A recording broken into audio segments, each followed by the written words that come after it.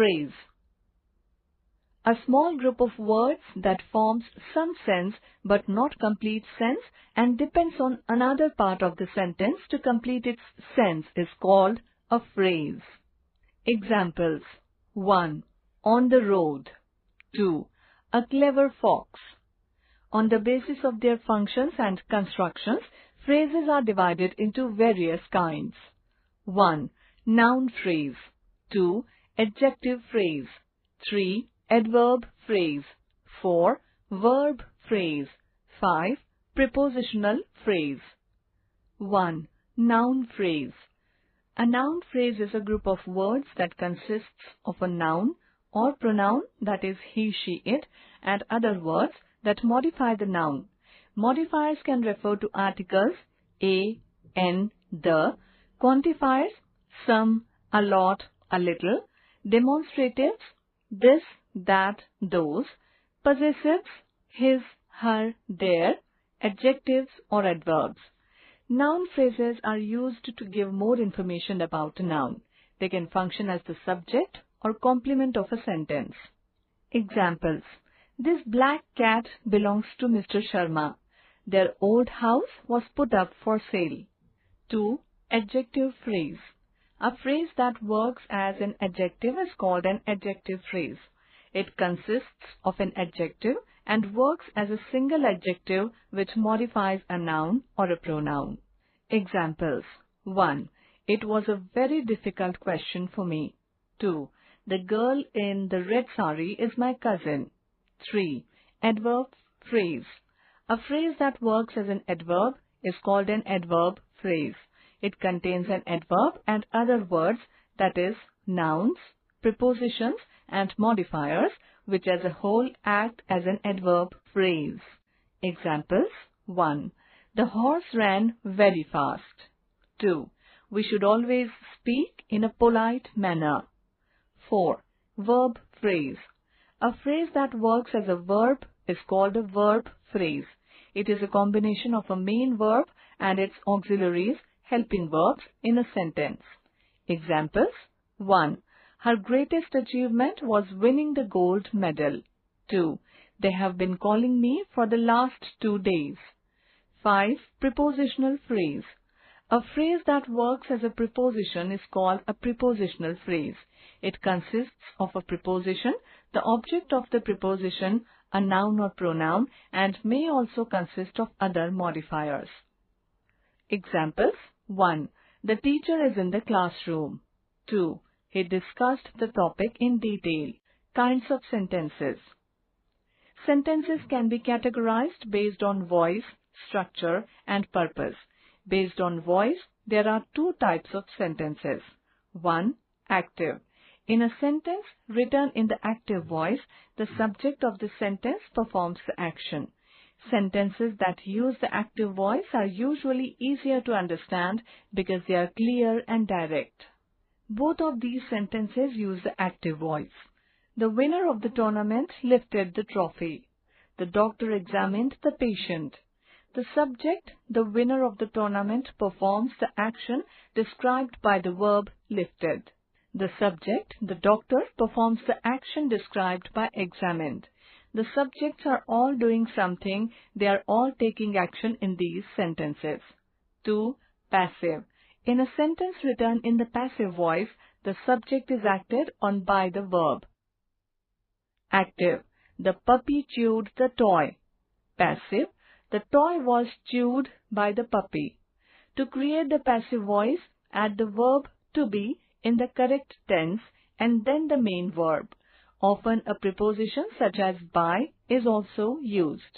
For example, the patient was past tense of to be, examined, verb, by, preposition, the doctor. Based on the structure, sentences can be categorized into 4 types. A simple sentence is a sentence with just one independent clause, also called a main clause. Ramya laughed. A compound sentence contains at least 2 independent clauses. Ramya laughed and Sonia cried. A complex sentence contains an independent clause and at least one dependent clause. Sonia cried while Judy laughed. A compound complex sentence contains two or more independent clauses and at least one dependent clause. Ramya laughed and Sonia cried with fear when the clones rained past their seats.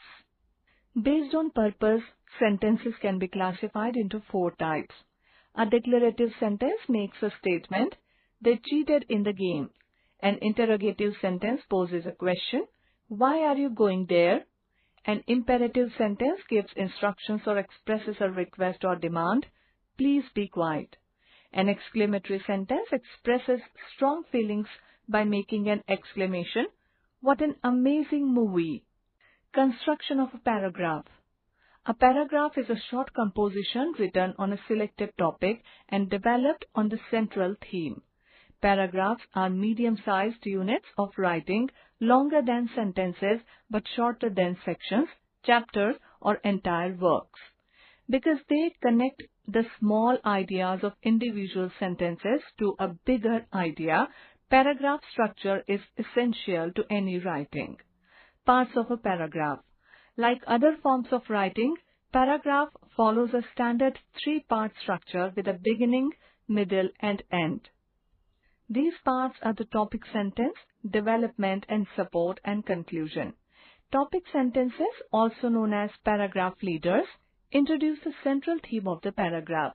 These sentences should avoid giving away too much on their own and instead set the basis for the remaining part of the paragraph by stating the subject that will be covered.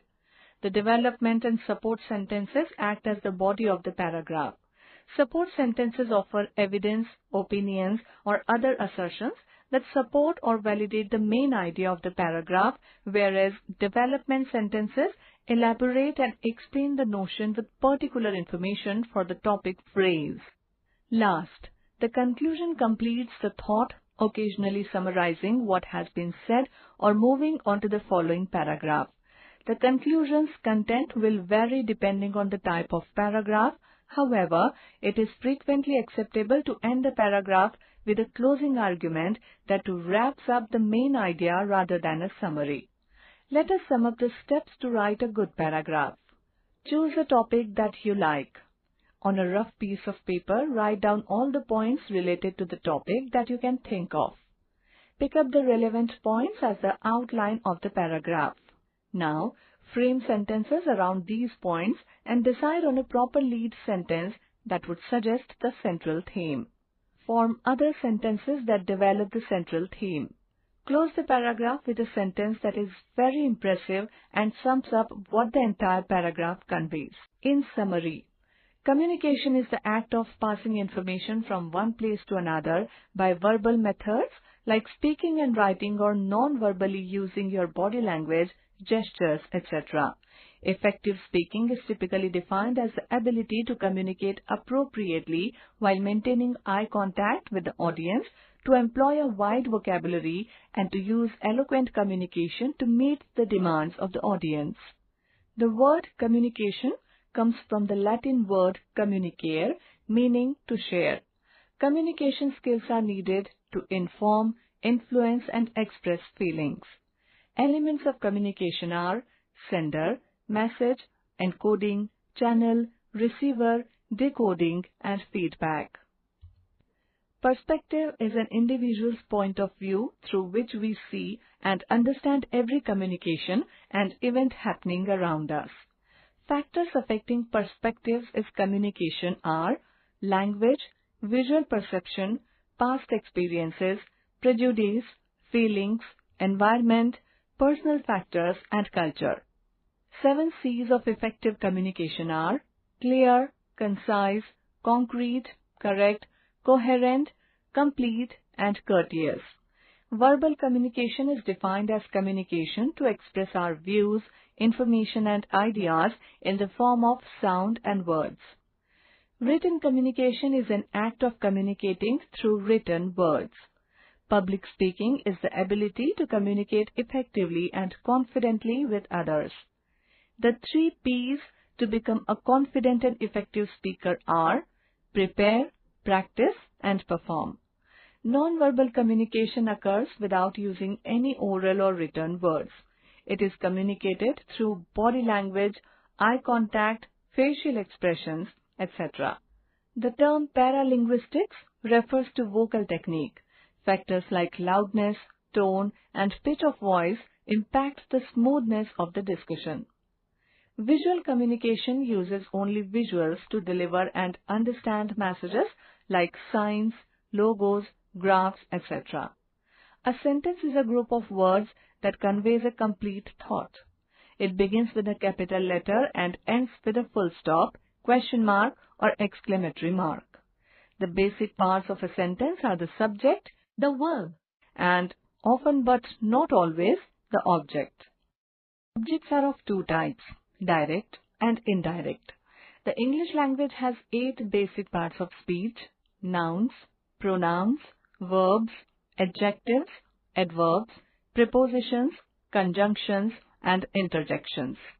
A small group of words that forms some sense but not complete sense and depends on another part of the sentence to complete its sense is called a phrase. Sentences can be categorized based on voice, structure, and purpose. Paragraphs follow a standard 3-part structure with a beginning, middle, and end. These parts are the topic sentence, development and support, and conclusion.